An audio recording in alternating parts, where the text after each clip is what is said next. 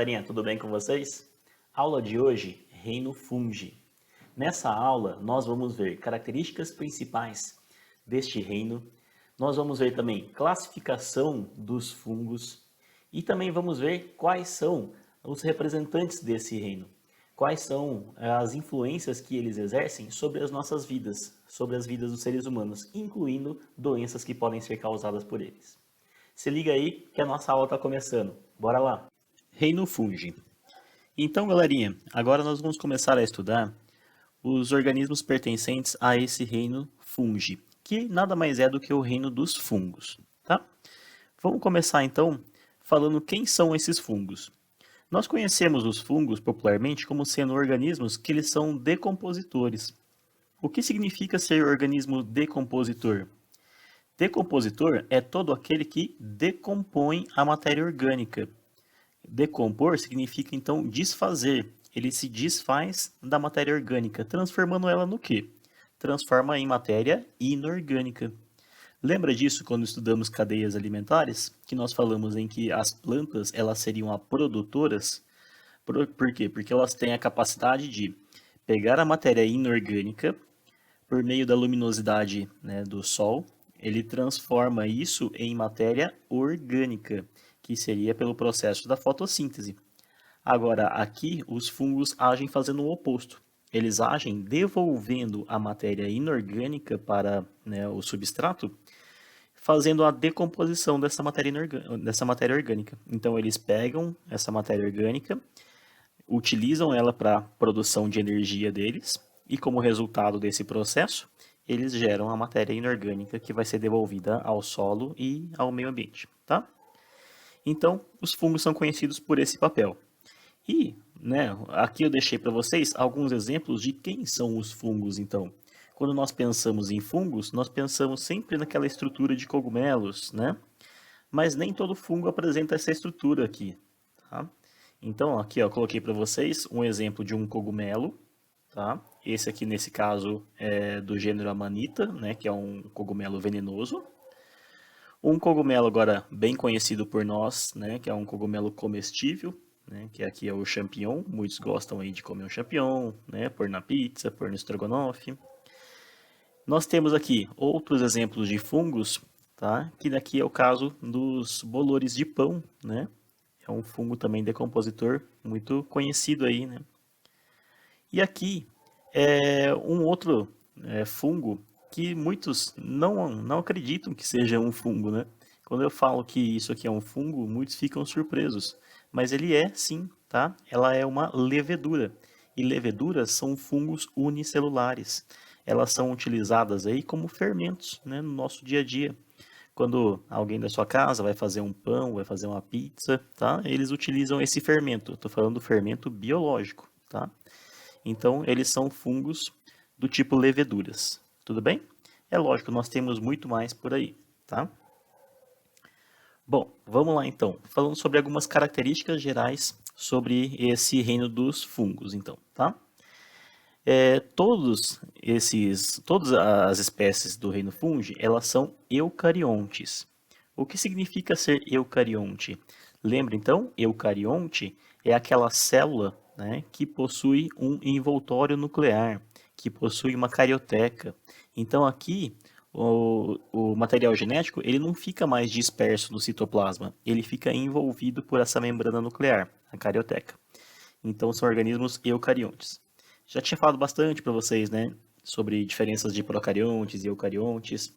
Lembrando que eucariontes, além de possuir a carioteca, né, ser mais organizada, ele tem mais organelas, né, e ele possui um maior rendimento metabólico. Os fungos aqui, então, eles podem ser tanto unicelulares quanto multicelulares. Tá? Aqui eu vou continuar usando o termo multicelulares, assim como nós vimos lá em algas, né, falando de protoctistas. Aqui eu também uso o termo multicelular é válido. Por quê? Porque o fungo, apesar dele ser já um pouco mais complexo, né, do que os protozoários do grupo anterior, aqui eles também não formam tecidos verdadeiros, então também não vão formar sistemas, tá? Então, como não formam tecidos verdadeiros, então nós chamamos eles de multicelulares, e deixamos para utilizar o termo pluricelulares para aqueles que formam tecidos, órgãos e sistemas. Tudo bem? Todos eles são heterotróficos. O que significa ser heterotrófico? Significa dizer que eles não são capazes de produzir a matéria orgânica. Eles têm que consumir a matéria orgânica já pronta, já pré-existente. Tudo bem? Aqui eles se apresentam da forma mais diversificada possível, né, de heterotróficos mais diversos possíveis. Eles podem, a grande maioria dos fungos, eles atuam como decompositores. Mas nós temos muitos aí que são parasitas, né? Inclusive até uns que são predadores, né? De nematóides que ficam no solo. E eles se reproduzem tanto de forma assexuada quanto de forma sexuada. Eu não vou me explicar muito para vocês aqui sexuada e assexuada, porque nós vamos falar isso um pouquinho mais adiante ainda nessa aula, tá? Bom, seguindo, falar um pouquinho sobre a estrutura dos fungos. Os fungos, eu falei para vocês que eles são unicelulares ou multicelulares, tá? Aqui, primeiro eu coloquei para vocês uma estrutura de uma célula de um fungo, tá? Então, aqui levando em consideração um fungo unicelular. Notem que se ele é eucarionte, então é lógico que ele possui aqui um núcleo delimitado por uma membrana nuclear, que seria a carioteca, tá?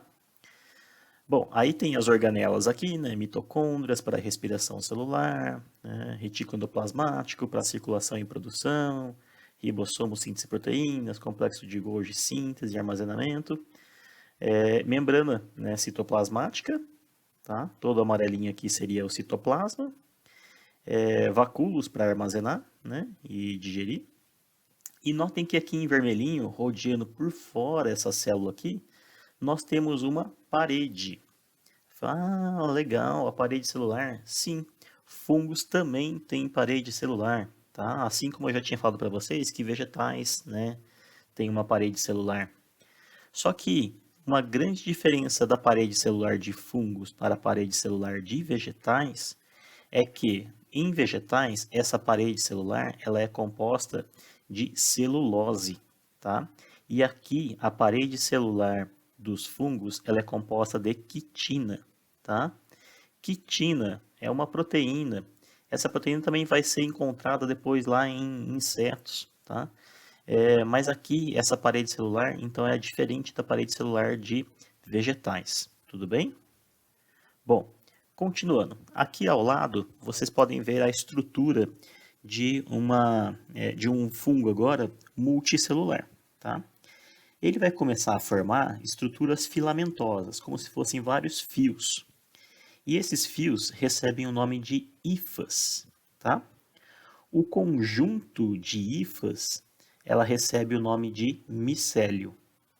Então, essas hifas, elas vão, né, se entrelaçando, formando feixes cada vez mais grossos, né, parecendo cabos aqui bem mais grossos, e elas formam essas estruturas de micélio.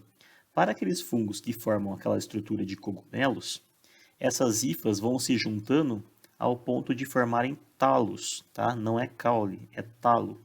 E depois eles vêm e formam aquele chapeuzinho típico de cogumelos, tá bom?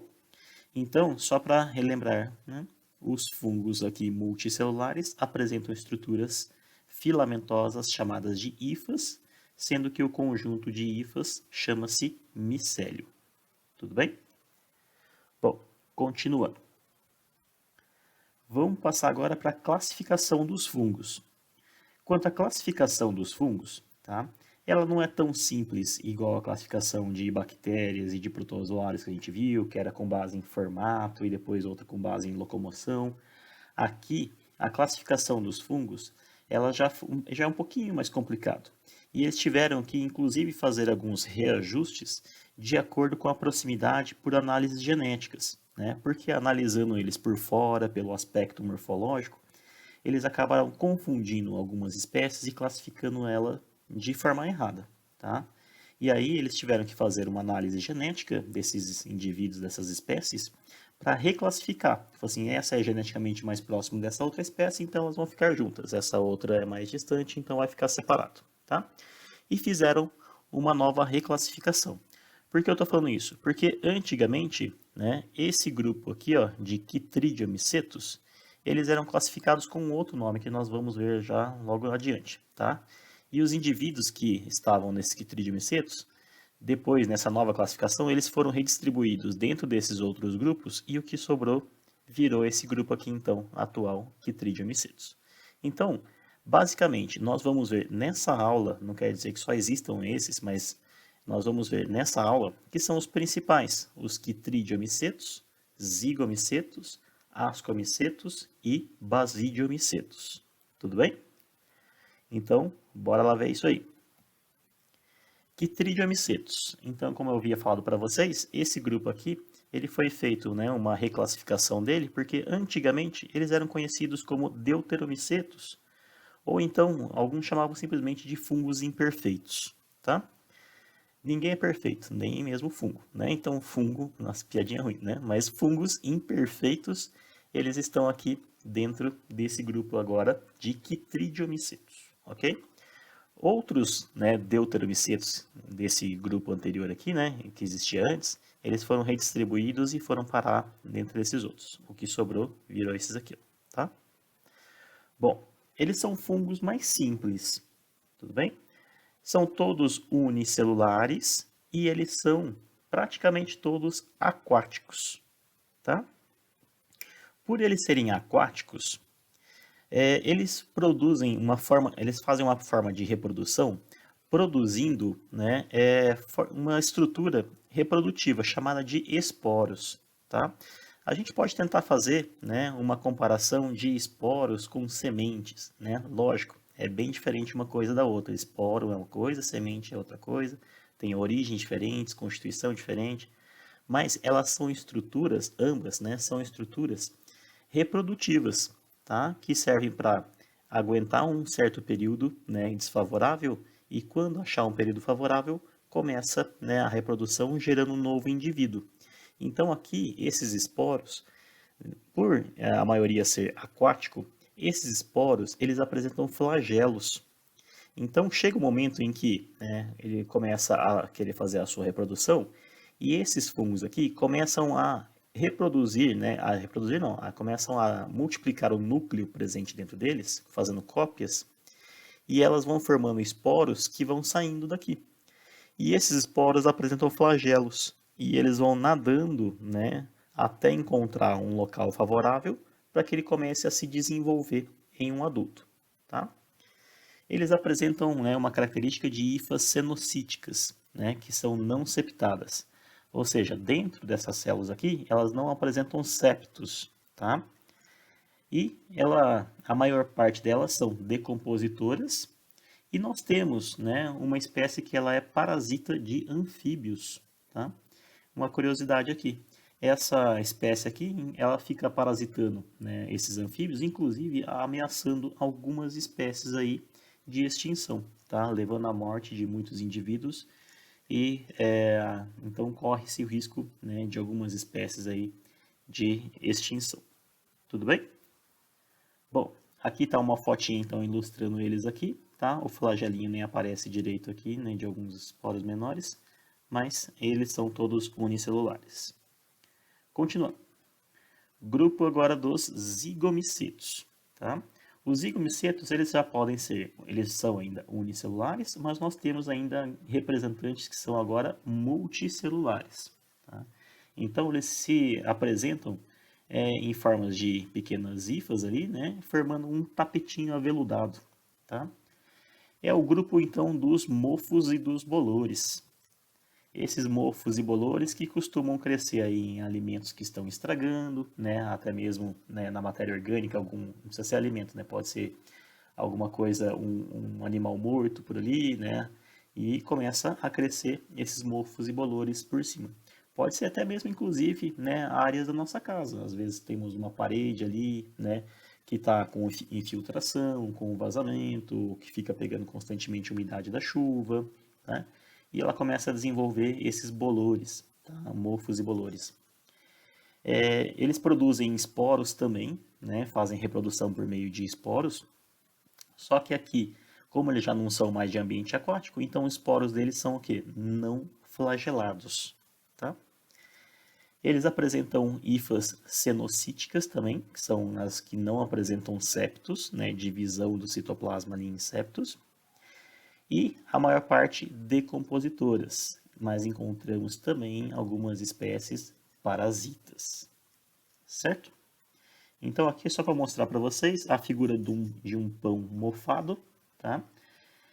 E aqui a estrutura então que eles formam, tá? Eles formam uma estrutura de esporângios. Esporângio é uma estrutura que é responsável por produzir esporos, tá? Então essas pontinhas, tá vendo que aqui, ó, tá mostrando já os esporos sendo liberados, tá? Esses esporos que são microscópicos, né? Você não enxerga direito esses esporos e eles ficam em suspensão no ar. Por isso que é muito fácil, né? Um alimento ficar mofado mesmo que você deixe ele tampado, porque o contato com o ar, consequentemente, vai ter esporos desses fungos presentes no ar atmosférico. Continuando. Próximo grupo. Agora o grupo dos ascomicetos. Tudo bem? Esse grupo dos ascomicetos, já a sua maioria, eles já são multicelulares, embora tenhamos alguns exemplares ainda unicelulares, tá? Esse grupo é o grupo que apresenta a maior diversificação de espécies, né? Então, possui a maior diversidade. Então, não estou falando que é o grupo mais comum, eu estou falando que tem o maior número de representantes dentro dele, tá? Eles não formam estrutura, né, de corpo de frutificação, que seria a estrutura do chapeuzinho em cogumelo, tá? Ah, mas esse aqui parece ter um chapeuzinho. Não, não é, né?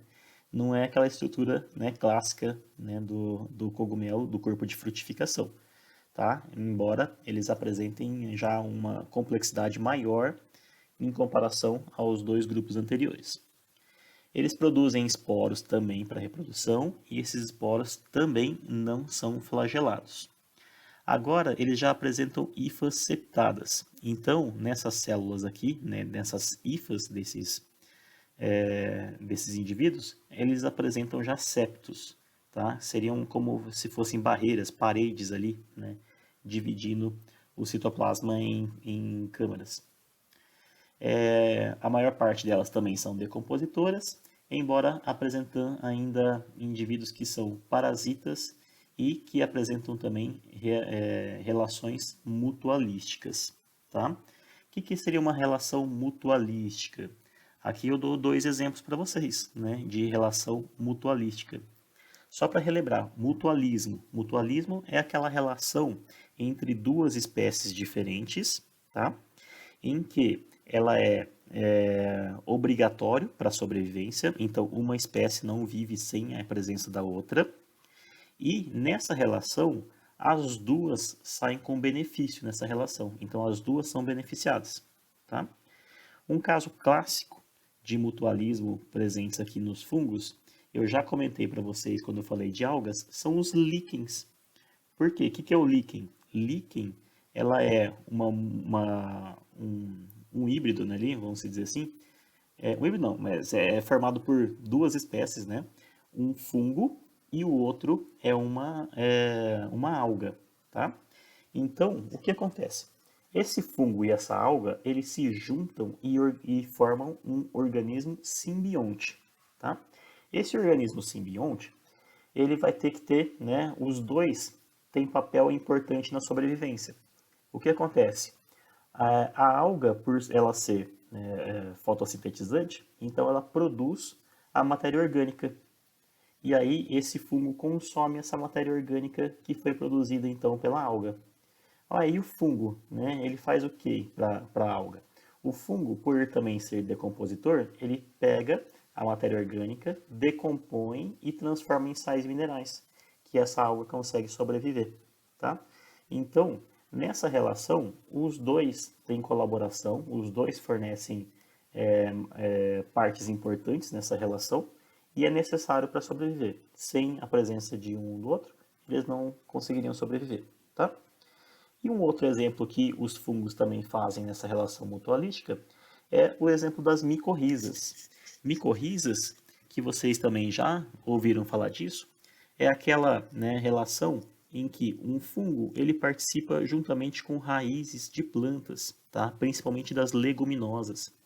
E elas formam aquelas estruturas, tá? Aqueles carocinhos na raiz dessas plantas, que elas têm importante papel da fixação do nitrogênio atmosférico, tá? Então, naquele ciclo do nitrogênio que vocês viram, né, que a gente não consegue captar esse nitrogênio do ar atmosférico, nós precisamos dessa relação de micorrizas, porque essas micorrizas agora conseguem captar esse nitrogênio da atmosfera, depois por um processo, né, transformando eles em nitritos, nitratos, tá? E isso ao final vira proteínas, né, que vai ser passado para nós através da cadeia alimentar. Tudo bem? Também super importante essa relação de micorrizas para plantas e para todos os seres vivos, tá? Importância agora, né, eu coloquei um tópico aqui de importância, né, desse grupo de ascomicetos, para falar para vocês qual que é a relação direta desses ascomicetos para nós, tá? Eles são causadores de algumas doenças, tá? Como, por exemplo, as doenças causadas por aspergilos, né, as aspergiloses. O que esses aspergilos fazem? Esse gênero, né, de fungos aspergilos, eles produzem substâncias tóxicas e eles acabam contaminando alimentos do nosso consumo, né, como milho, né, cereais, né, em geral, e até mesmo café. Tá? Essa toxina ela fica presente nesses alimentos e a ingestão, né, desses alimentos acaba tendo um acúmulo dessas toxinas no nosso organismo. E aí, dependendo da toxina, né, dependendo da espécie de aspergilos, elas podem causar inúmeros problemas. Tá? Então, sintomas diferentes para cada um. Tá? Aqui nós temos também, eles podem ser utilizados também como alimentos, tá? Ele falou, mas você falou que não forma cogumelo, mas eu não estou falando que são cogumelos, né? Eu estou falando que nós nos alimentamos de fungos ascomicetos porque eles formam as tais trufas, tá? Eu não estou falando também de trufa de chocolate, tá? Essas trufas que vocês compram, né, em lojas aí, tá? Essas trufas de chocolate, elas foram batizadas com esse nome porque o formato, né, dessas trufas de chocolate, elas são, né, semelhantes às trufas de ascomicetos, tá? Então, trufa de verdade mesmo, a legítima, são fungos, tá? Essas trufas aqui, então, elas ficam no solo, geralmente enterradas ali, né? Que tem até, né, uma tradição bem grande na Itália que o pessoal treina porcos, cães para farejar, né, essas trufas. Eles acham um local, o pessoal vai lá, cava ali e retiram essas trufas, tá? E vendem, né, a preços altíssimos, né? Ela é apreciada aí na alta gastronomia. Tudo bem? Temos também o caso das leveduras, né, que formam os fermentos, então, principalmente aqui do grupo das Saccharomyces, que são os fermentos que se utilizam para fazer massas, né, pães, para fazer pizza, né, e para fazer uma importante bebida nossa, que é a cerveja, tá? Amém, Jesus. Então, nós temos também outros fungos aqui importantíssimos, tá? Que são os produtores de antibióticos. Aqui nós temos o caso, né, que eu já contei essa história inúmeras vezes, do penicillium, que é aquele fungo que foi descoberto, né, que produzia, né, uma substância que matava uma colônia bacteriana. E aí, né, o pesquisador ele viu, né, um potencial para utilizar isso como uma medicação. E ele foi utilizado então para se combater essas infecções bacterianas. Isso, né, essa é a história do antibiótico, né, que eu já contei várias e várias vezes para vocês. Ok? Então, alguns exemplos aí de relações diretas dos fungos do grupo Ascomicetos para nós, seres humanos. E o último grupo que nós vamos falar aqui é o grupo dos basidiomicetos. Esse grupo aqui são todos representantes, serão multicelulares, e eles formarão a estrutura de cogumelos, tá? Que é uma estrutura mais complexa, né, de todos os outros fungos que nós falamos até agora. Então é o grupo mais derivado, né, deles aí. Eles produzem também esporos não flagelados, e as hifas deles são as hifas deles são septadas, tá? Então também tem divisórias, septos, presentes ali, dividindo o citoplasma em câmaras. Eles são decompositores e a importância que eu coloquei deles aqui para nós é que eles fornecem os cogumelos, tá? Cogumelos esses, né, que não são todos comestíveis, tá? Os cogumelos, né, embora, né, tem alguns que têm um formato bem, né, bonito, pode-se cometer o erro de querer comer um desses cogumelos e esses cogumelos serem tóxicos, né? Os fungos, eles têm um metabolismo secundário que eles produzem toxinas, tá? Então, essa toxina pode ser letal para nós, seres humanos, em dosagens muito altas, tá? Então, é ruim isso, tá? Então, não vai me sair por aí andando no meio do mato, colhendo cogumelos e achando que você pode comer qualquer um deles, tá bom? Bom, agora vamos falar de reprodução, tá? Fungos se reproduzem, lógico, são seres vivos, então se reproduzem. Vamos começar pela mais fácil deles, que é a reprodução assexuada. Vocês já sabem muito bem que a reprodução assexuada é aquela que não envolve troca de material genético, portanto, os organismos resultantes da reprodução serão geneticamente iguais aos que deram origem a ele, tá? Bom, a reprodução nesse caso aqui, assexuada, ela se dá, né, a mais simples aqui, por brotamento. O que é o brotamento? É a formação de um pequeno broto, tá? Então, é o caso, por exemplo, aqui das leveduras. Temos uma levedura aqui, ó, né, ela é unicelular, e num determinado momento ela começa a entrar num período de reprodução, e ela começa a produzir um pequeno broto aqui do lado. Ela duplica, lógico que ela vai duplicar o material genético que ela precisa aqui, ela passa para esse brotinho, e esse brotinho vai se destacando dessa célula, ao ponto dele vai começar a crescer, né, e virar um outro indivíduo, tá? Então ele vira uma outra levedura. É reprodução por brotamento. O indivíduo resultante, né, desse broto aí, ele é geneticamente idêntica ao que deu origem a ele. Tá? É um clone. Tudo bem? Não paramos por aí. Nós temos um outro tipo de reprodução assexuada. Tá? Para aqueles que formam hifas, nós temos a propagação de hifas. O que é isso? É um pequeno pedaço de uma hifa, ela pode ser fragmentada. Né? Ela tira um pedacinho pequeno de uma hifa aqui. Então, houve uma ruptura de um pedaço de uma hifa, ela começa a crescer e dá origem a um novo micélio, formando mais hifas aqui, ó, e crescendo um novo micélio. E aí ele se destaca, né, desse outro fungo que deu origem a ele e vira um novo fungo. Então, simplesmente um pequeno pedaço de uma hifa, ela pode se desprender, né, do fungo original e começa a crescer e gerar um novo fungo ali. Tudo bem? Esse seria então a reprodução assexuada por propagação de hifa, tá? Por quê? Assexuada porque também geneticamente igual ao fungo que deu origem a ele, tá? Bom, aí nós temos o último aqui da reprodução assexuada, que eu falei para vocês que todos eles estavam produzindo o quê? Esporos. Então eles fazem a reprodução por esporulação.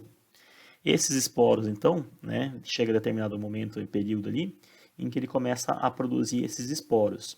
Esses esporos, elas são, né, pequenas estruturas que contêm o material genético, né, do organismo original, e quando ele se, né, desprende aqui, né, desprende do organismo, quando ele cai num local onde ele encontra condições favoráveis para o desenvolvimento, ele começa a germinar e dá origem ao fungo ali então, certo?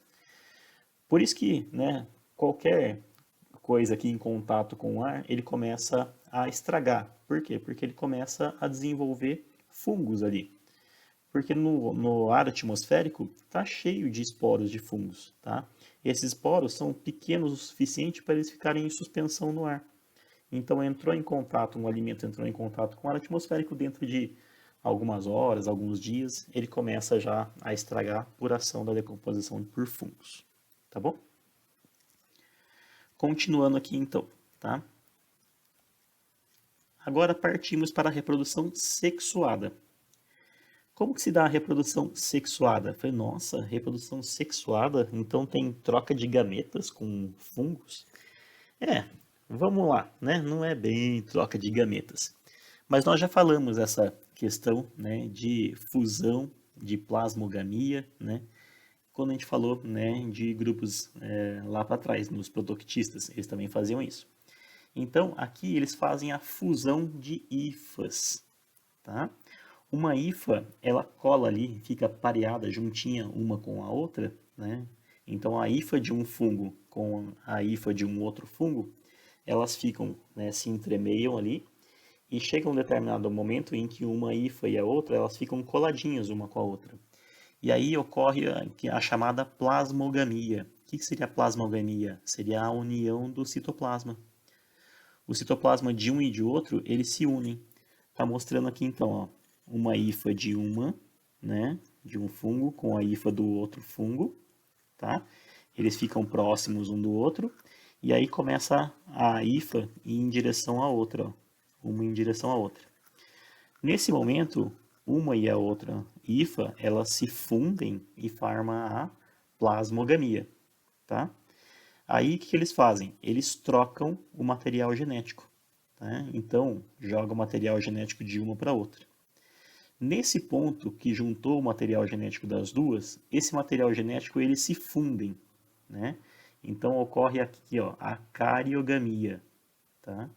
Cariogamia, então a união dos dois núcleos. Juntou os dois núcleos, aí formou uma espécie de zigoto, tá? Então formou uma célulazinha diploide. Não é chamar de zigoto, né? Mas é uma espécie de zigoto, como se fosse uma célula embrionária que juntou dois gametas, né? Então aqui juntou dois núcleos de duas hifas separadas e formou uma célula diploide.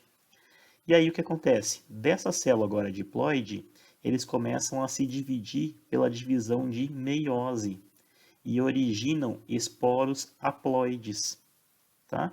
Eu esqueci de falar que eles são aqui haploides, né? Então, eles começam a liberar esses esporos agora, né? Produzem aqueles esporângios e liberam os esporos. Esses esporos, quando caem em contato no local onde tem condições favoráveis, eles se desenvolvem em novos fungos. Só que agora, esses adultos que se desenvolveram aqui, né, proveniente desses esporos, eles têm o quê? Um material genético híbrido, tá? Proveniente da junção desses dois fungos que deram origem a eles. Tá? Então, repetindo um esquema bem resumidinho. Dois fungos diferentes se unem através de suas hifas, juntam o material genético dos dois por cariogamia, né? Formam uma célula diploide. Essa célula diploide se divide, né, por meiose, formando esporos. Esses esporos agora têm o material genético dos dois, né? É um híbrido dos dois. E liberam os esporos para o meio ambiente. Eles encontram condições favoráveis e se desenvolvem em novos adultos. Ok? Então, essa seria a reprodução por meio da fusão de hifas. Bom, passamos agora só para a parte de importância de fungos, né? Finalizando essa aula, então. Qual que seria a importância dos fungos para nós, seres humanos? Já falamos, né, quando a gente falou um pouquinho sobre os grupos, né, durante a classificação falamos sobre algumas importâncias, mas vamos destacar agora aqui no final, tá? Então, ó, produção de alimentos, tá? Como as leveduras, no caso que servem como fermento, fabricação de pães, massas e cerveja. Serve diretamente para a nossa alimentação, tá? Produzindo então os cogumelos que nós utilizamos bastante. Aqui eu coloquei uma fotinha para vocês de um shiitake, né? E aqui champignon. Produção de queijos e alguns derivados, né? Então muitos queijos, né, utilizam fungos, né, para se dar mais sabor, né, essas coisas.